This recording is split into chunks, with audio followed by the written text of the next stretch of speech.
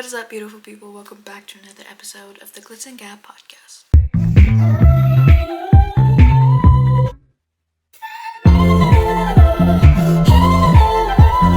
So, for this video, it is a little more of a serious topic because it is May, and if you don't know, May is Mental Health Awareness Month. And I've always found mental health pretty important. Not always, just ever since I've been aware of it. Very important because I have struggled with it, and I still do kind of struggle with it to this day. And I think people just need to know that it is okay to talk to someone.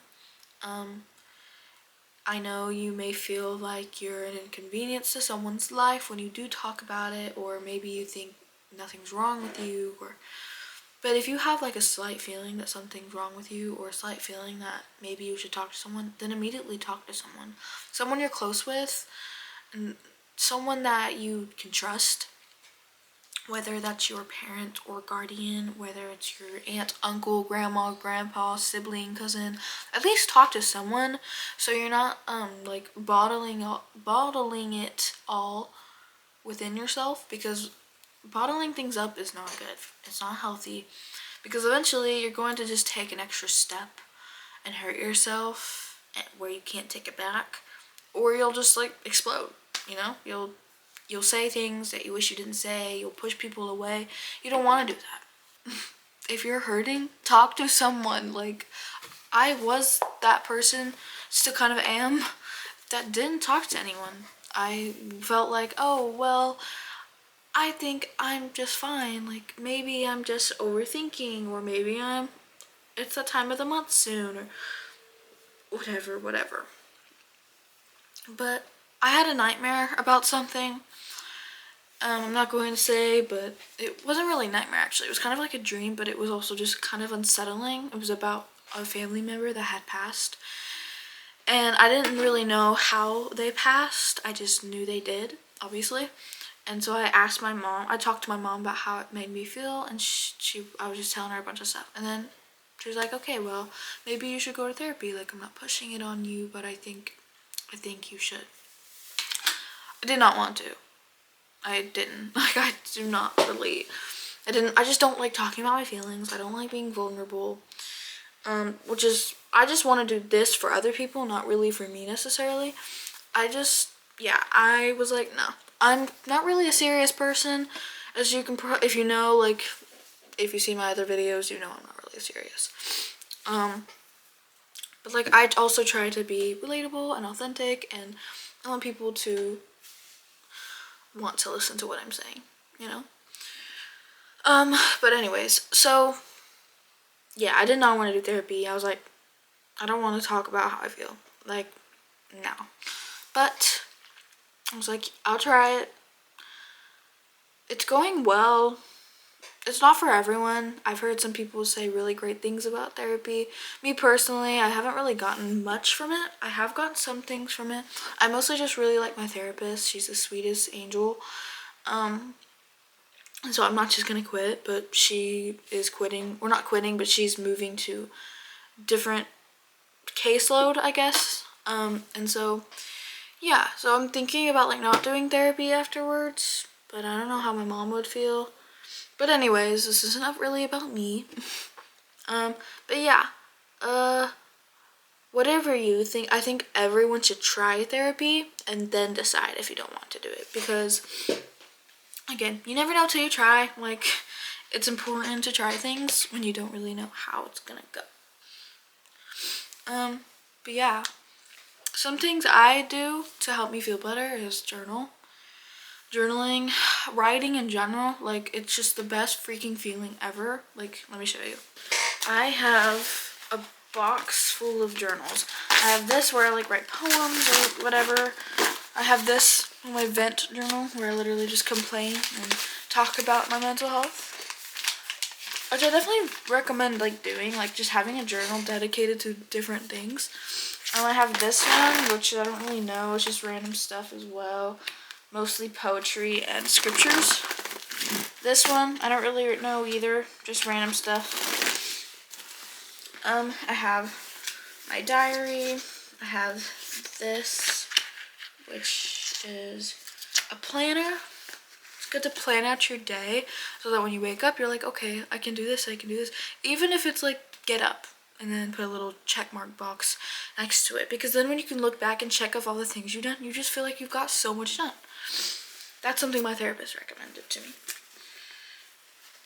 There's this one, which is mainly, this one's a lot of poems and also church notes. This one is sad poems. It's blue, so I felt like it was kind of fit the vibe. But yeah, you get what I'm trying to get to. It's definitely important to journal, and some people hate it because like they'll be writing and then when they're angry about something they'll just be like, oh, and then it doesn't make them feel better. But me, I feel like it definitely relieves my stress. Yeah, that's the main thing I do when I'm sad, or I sleep, either way. But you definitely shouldn't just like isolate yourself, which is what I do a lot when I'm depressed. I isolate. But I don't recommend doing that because you're just making it worse. I think that's what a lot of people do, is they think, oh, if I sleep it away or if I do this, do that. Like, that's why people get addicted to things, because they think it's helping them when really it's just making it go away for, like, temporarily. You need to do things that'll help you permanently or mostly. And just because you go to therapy, at least what I think, I might be wrong, but just because you go to therapy doesn't mean you can't get depressed. Therapy is to help you cope with being depressed. It's to help you find ways to react to things better. Yeah.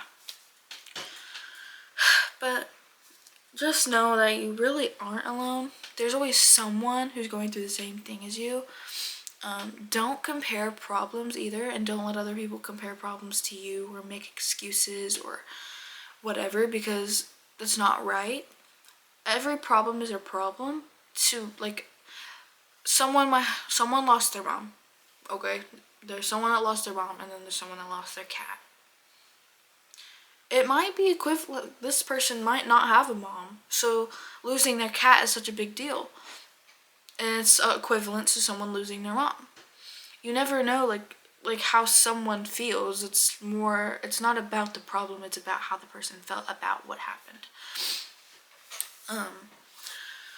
But yeah, just to like share little things just so that you guys, maybe some of you can relate. Like, I started really struggling with depression in like 6th grade. I was in public school in 6th grade. If you don't know, I do online school.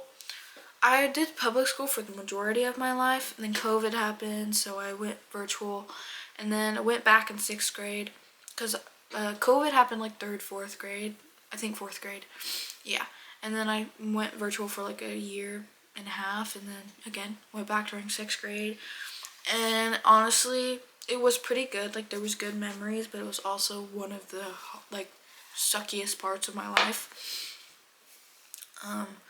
It was just like a toxic environment, and it's very true. Like, the people you are around are the people you become, and I was becoming those people. My parents saw a drastic change in my behavior.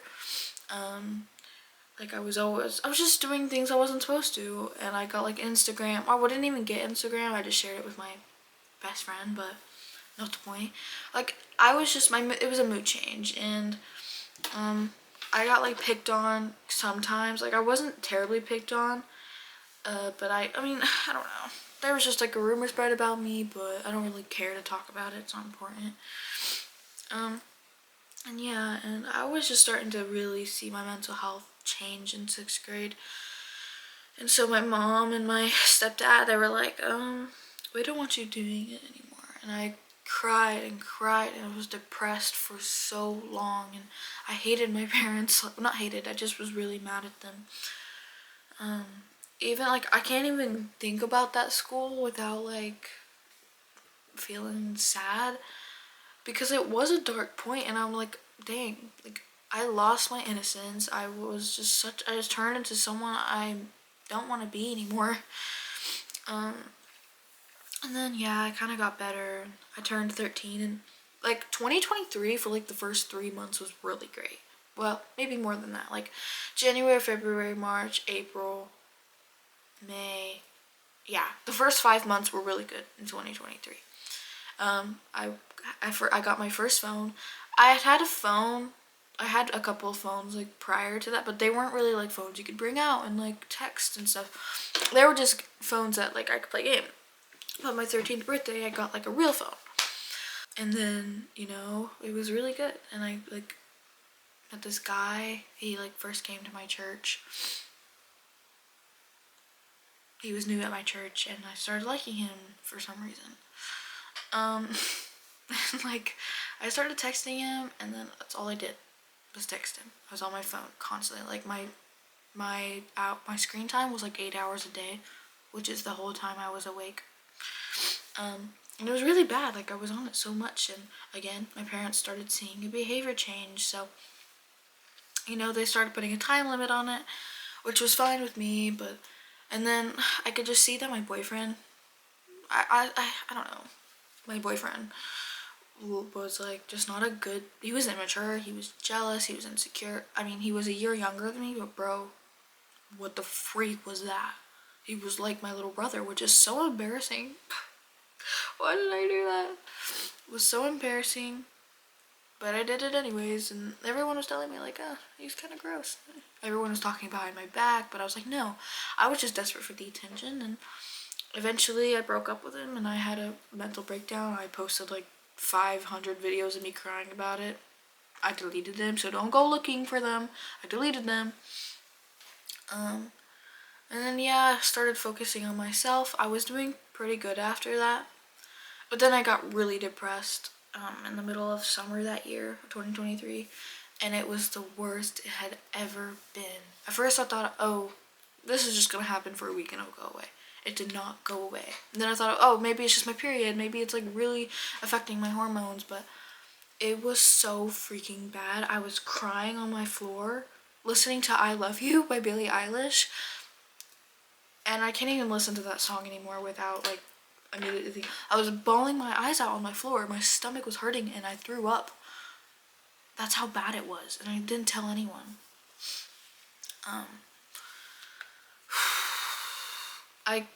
It was bad. It was really bad. And the summer of 2023 was really good. Wait. My bad, guys. This is 2024. 2023 was when the boyfriend stuff happened. I was doing really good after, like a little bit after me and my boyfriend broke up. I was like, okay, this is what I needed to do. And then the rest of 2023 was fine. And then I got my phone taken in October. Well, 2023 was not a good year actually. Now that I think about it.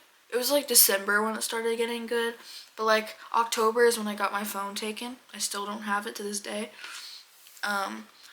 I had like an online boyfriend, Vicente, who is my literal best friend now. Me and him dated, but we're like, what is this? He was kind of like a rebound for my ex. So, but me and him are really good friends now. But anyways, then 2024 happened. It was really good in the beginning of the year. Like January, February. No. I keep thinking, anyways. It was 2024, from December of 2023 to like midsummer, like June of 2024. It was all really, really good. And then all my camps ended, like church camp, karate camp ended. And that's like the end of summer where everything's just boring. Got nothing to do. That's the time of year. That was the time of year it was. And then I just felt myself started drifting. Like I felt myself drifting away, and but like, not to talk about Billy, not to glaze, but like I've always known Billy since I was like ever since she came out with You Should See Me in a Crown. My mom knew her. My mom found that song, and then I've always known her since then. So I've been like an early fan, but like then I found out Ariana Grande, and like I loved Ariana Grande, still do. But 2024 Hit Me Hard and Soft came out. I listened to that song or that album, and it made me realize I was like, this girl like came, this girl like dropped perfect timing. Like, when I tell people she saved my life, I mean literally. I don't say it as a joke, bro. Like, for real, she saved my life. Anyways, yeah, I was watching all her old interviews from New. I was watching everything. I was like, wow, who is this? Well, I knew this woman, but like, I was like, is she like reading my journals? Because she would say things that literally was so true. I was like, what in the world? But yeah, I mean, me finding her didn't necessarily immediately make me happy, but it helped me get through that part of my life. I literally started pushing all my friends away, and I started victimizing myself, thinking everyone hated me, especially my friend Sarah. I like was so convinced she didn't like me at all, and then I stopped hanging out with her. I was like mad at her for my own reasons. Like, I would literally make up lies and believe them. That's how freaking miserable I was. And like, I hated myself, to be quite frank. I would just make myself like the victim of every single bad thing that happened to me. Everything made me upset. I was being annoyed by everything, and I would sleep as much as I could because it was summertime, so I didn't have to get up for school. I was going to the gym a lot, and then when I got depressed, stopped going to the gym, and then I would go to karate, but like, I hated it. I still do. I don't do karate anymore. I just do jiu-jitsu. But like, yeah. And then I kind of just stopped going, and I just started going back like this past month. But yeah, it was not a good point. And like, now I'm slowly starting to feel like myself like getting depressed again. And I am so freakishly scared of feeling that feeling. But like, every time I've gotten depressed, it's gotten worse and worse and worse. And just the thought of it getting worse than it was last time is so scary. I don't know if people like get like basically relapsing. That's what it's called. I'm scared of relapsing. Because like, I don't know. I just want to have a good year. Like, I'm already finding myself losing motivation. Like, I was completely awake this morning at 5 a.m. because I was going to do like wake camp at 5 a.m. for a week. And then woke up at 5 a.m. I was like, oh, I'm wide awake. But I did not want to get up. I did not want to go. So, you know, I went to sleep. But all this to tell you, you aren't alone. Okay? You really aren't. And even you don't have to have loads of friends to make you feel better. If you have one friend, that's perfect, as long as they're a good friend. If you don't have any friends, that's okay. Like, you have family, I hope. And if you don't have family, like, I don't know, go on Omegle and find someone. I mean, actually, don't go on Omegle because that'll traumatize you. But like, well, sorry, there's not Omegle. There's like Omegle and Omi TV. Anyways, off topic. I definitely recommend listening to music. Billie Eilish, she does have sad music, and that's what I would listen to. But I found it comforting. I didn't find that it made me more sad. My stepdad thought it did. He was like, she's a bad influence, and ever since hasn't liked her, even though before I became a big fan of Billie, he was like, he liked her, thought she was cool, and I don't know. It's really annoying. But just find a like musical artist that like, find music, make a Spotify playlist that makes you feel better, make a Pinterest board of relatable things. Like, people like tell you to just look at happy things, which is good. I'm not saying I don't agree with that. Do look at happy things.